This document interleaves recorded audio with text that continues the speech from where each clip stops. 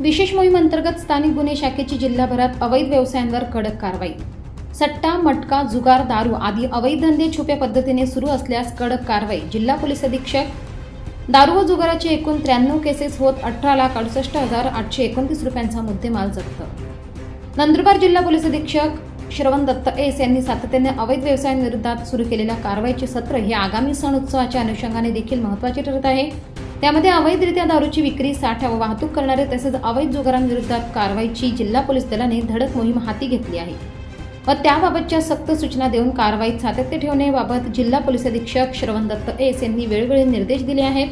त्यानुसार स्थानिक गुन्हे शाखेचे पोलीस निरीक्षक हेमंत पाटील व पथक अशांनी दिनांक 1 मार्च 2025 ते 20 मार्च 2025 दरम्यान विशेष मोहीम राबवित जिल्ह्यातील विविध ठिकाणी महाराष्ट्र दारूबंदी अधिनियम तसेच महाराष्ट्र जुगार प्रतिबंधक अधिनियम अन्वये कडक कारवाई करत जुगाराचे 31 केसेस तर दारूबंदीच्या 62 केसेस केल्या असून त्यामध्ये तब्बल 102 आरोपींना ताब्यात घेतले आहे।